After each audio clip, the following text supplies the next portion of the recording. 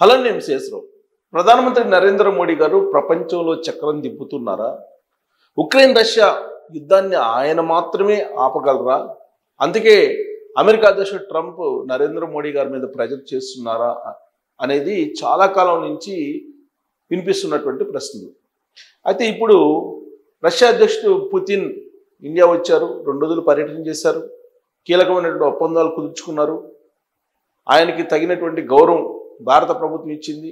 ఆయన రష్యా వెళ్ళిపోయారు. ఇప్పుడు నరేంద్ర మోడీ గారు ఏం చేయబోతున్నారు? ఉక్రెయిన్ అధ్యక్షుడు జెలెన్స్కీని ఆహ్వానిస్తున్నారు. జనవరిలో ఆయన రాబోతున్నారు. జనవరి నెలలో ఉక్రెయిన్ అధ్యక్షుడు పర్యటించబోతున్నాడు భారతదేశంలో.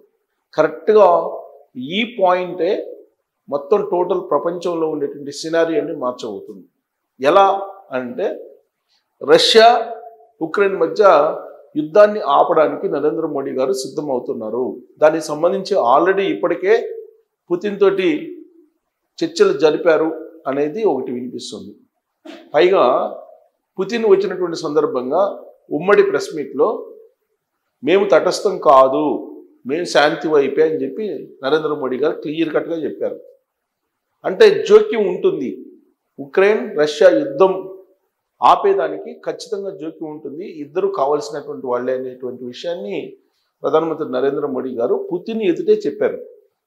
మీరు తటస్థమా యుద్ధం విషయంలోనంటే కాదు, శాంతి వైపే మేము అని చెప్పి అంటున్నారు. అంటే యుద్ధాన్ని ఆపడానికి, శాంతి నెలకొల్పడానికి సిద్ధంగా ఉన్నామని చెప్పి ఆయన ఇండికేషన్స్ ఇచ్చారు. దాంట్లో భాగంగానే ఇప్పుడు ఉక్రెయిన్ అధ్యక్షుడిని ఆహ్వానించారు. జనవరిలో రాబోతున్నారు ఉక్రెయిన్ అధ్యక్షుడు జెలెన్స్కీ. ఆ తర్వాత మొత్తం టోటల్ సినారియో మారిపోబోతుంది. ఇప్పటి వరకు భౌగోళికంగా ఉన్నటువంటి అనిశ్చితి కానీ, ఆర్థికపరమైనటువంటి అనిశ్చితులు కానీ, ఇవన్నీ కూడా ప్రపంచంలో సెట్ అయ్యే అవకాశం ఉందనేటువంటిది దౌత్యవేత్తలు కానీ ఆర్థికవేత్తలు కానీ భావిస్తున్నారు. ప్రధానంగా ఉక్రెయిన్ రష్యా యుద్ధం కారణంగా బంగారం రేటు అమాంతం పెరిగిపోయింది. అది ఎప్పుడు తగ్గుతుంది అనే దాని మీద అందరూ ఆసక్తిగా చూస్తున్నారు. ఈవెన్ బులియన్ ఎక్స్పర్ట్స్ కూడా చెప్పలేనటువంటి పరిస్థితి ఎప్పుడు తగ్గుతుందో కూడా. కానీ ఒకే ఒకటే జరిగితే మాత్రం ఖచ్చితంగా బంగారం 50,000కి తులం వచ్చే అవకాశం ఉంది. ఏంటి అదంటే రష్యా ఉక్రెయిన్ మధ్య యుద్ధం కనుక ఆగిపోతే, ఆ తర్వాత ప్రశాంతమైన వాతావరణం ఏర్పడితే, అప్పుడు బంగారం తులం రేటు గతం ఎలా ఉందో గతంలో లాగా 50,000 నుంచి 60,000 మధ్య అలా వచ్చే అవకాశం ఉంది. 22 క్యారెట్ల బంగారం తులం అనేది బులియన్ ఎక్స్పర్ట్స్ ఎక్స్పెక్ట్ చేస్తున్నారు. అయితే ఉక్రెయిన్ రష్యా మధ్య యుద్ధం ఆగిపోదు అనేటువంటి అభిప్రాయమే ఎక్కువ మందిలో ఉంది. ఎందుకంటే ఉక్రెయిన్లో ఉండేటువంటి కొంత భాగాన్ని రష్యా కలుపుకునే ప్రయత్నం చేస్తుంది. దానికి ఒప్పుకుంటేనే శాంతి చర్చలు జరిగే అవకాశం ఉంది, లేదంటే ఆ యుద్ధం కొనసాగుతుంది. ఈవెన్ అమెరికా అధ్యక్షుడు ట్రంప్ వల్లే కాలేదు. ఎందుకంటే అలస్కాలో ట్రంప్ అలాగే పుతిన్ ఇద్దరు కలిశారు. అక్కడ కలిసి శాంతి చర్చలు ప్రయత్నం చేశారు, కానీ అవి ఫలించలేదు. అదే ఇప్పుడు నరేంద్ర మోడీ గారు చేస్తున్నటువంటి ప్రయత్నం అయితే సక్సెస్ అయ్యే అవకాశం ఉంది. అది కనుక సక్సెస్ అయితే బంగారం రేటు తగ్గే అవకాశం ఉంది. లేదంటే ఆయా దేశాలు పోటీపడి బంగారాన్ని కొనుగోలు చేస్తాయి.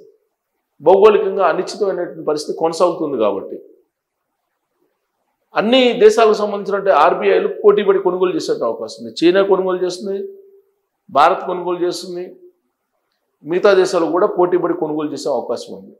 డాలర్ రేటు ఇంకా పెరిగేటువంటి అవకాశం, బలపడేటువంటి అవకాశం ఉంది.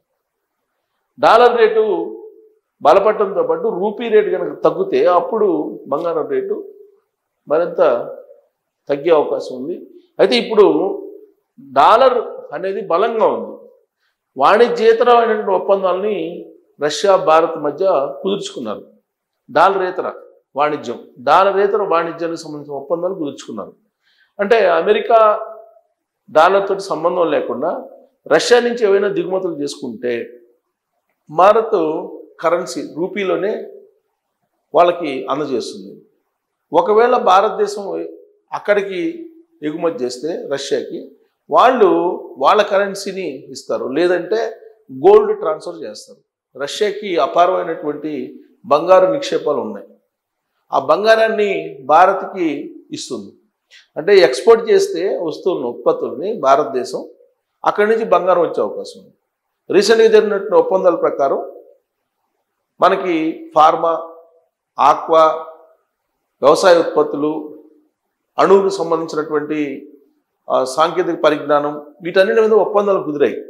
కాకపోతే మనం ఎక్స్పోర్ట్ చేసేది ఏంటంటే వ్యవసాయ ఉత్పత్తులు, ఫార్మా, ఆక్వా, అలాగే సాఫ్ట్వేర్ సంబంధించి. సాఫ్ట్వేర్ అంటే టెక్నాలజీ పరంగా రక్షణకు సంబంధించినటువంటివి రష్యా నుంచే మనకి భారతదేశానికి వస్తాయి. భారతదేశం నుంచి రష్యాకి వెళ్ళేది ఏమి ఉండదు. వాణిజ్య లోటును తగ్గించుకునే ప్రయత్నం భారతదేశం చేస్తుంది. అందుకు సహకరిస్తారని చెప్పి పుతిన్ కూడా చెప్పడం జరిగింది. ఈ క్రమంలో డాలరేతర వాణిజ్యం పెరిగినప్పుడు డాలర్ రేటు తగ్గుతుంది అంతర్జాతీయంగా. దాని ఇండెక్స్ తగ్గే అవకాశం ఉంది. దాని ఇండెక్స్ తగ్గినప్పుడు బంగారం రేటు పెరుగుతుంది. దాని ఇండెక్స్ కనుక పెరిగితే బంగారం రేటు తగ్గుతుంది. సో వైస్ వర్సా ఉంటుంది. బంగారము డాలర్ పెరిగితే బంగారం తగ్గుతుంది, డాలర్ తగ్గితే బంగారం పెరుగుతుంది. ఇట్లా ఉంటుంది జనరల్గా మార్కెట్లో. కాకపోతే వాటికి భిన్నమైనటువంటి పరిస్థితులు ఇప్పుడు మనకు కనిపిస్తున్నాయి. కారణం ఏంటంటే వార్ ప్రభావం ఉంటుంది, అలాగే అమెరికా ఫెడ్ వడ్డీ రేట్లను తగ్గించేటువంటి ప్రభావం ఉంటుంది. ఇవన్నీ బంగారం ధర మీద ఆధారపడి ఉంటాయి. ప్రధానమైనటువంటి అంశం ఏంటంటే రష్యా ఉక్రెయిన్ మధ్య యుద్ధం. అది ఆగిపోతే కనుక బంగారం రేటు తగ్గే అవకాశం ఉంది. ఇప్పుడు వరకు అనేక సంస్థలు ఏం చెప్తూ ఉన్నాయనంటే, బులియన్ ఎక్స్పర్ట్స్ కానీ లేదంటే ఈ బంగారానికి సంబంధించినటువంటి ధరల మీద అంచనా వేసేటువంటి కంపెనీలు కానీ రాబోయేటువంటి సంవత్సరంలో అంతర్జాతీయ మార్కెట్లో ఔన్స్ వచ్చేసి $4,500 నుంచి $5,000 రీచ్ అయ్యే అవకాశం ఉంది అని అంటున్నారు. అంటే దాని ప్రకారం తులం 1,60,000 నుంచి 1,80,000 మధ్య ఉండేటువంటి అవకాశం ఉంది. అది ఎప్పుడు రష్యా ఉక్రెయిన్ యుద్ధం ఆగిపోకుండా కొనసాగితే, పైగా నాటో దళాలు, నాటో వర్సెస్ రష్యా యుద్ధం జరుగుతుంది ఇప్పుడు. అంటే యూరోప్ కంట్రీస్ అన్నీ కూడా ఆల్మోస్ట్ ఇండైరెక్ట్గా యుద్ధంలో ఉన్నాయి. ఒకసారి కనుక యుద్ధం ఆగిపోతే టోటల్గా సినారియో మారిపోయే అవకాశం ఉంది. ఇప్పటి వరకు అంచనా వేసినటువంటి అంచనాలు బంగారం మీద మొత్తం తారుమారు అయ్యేటువంటి అవకాశం ఉంది.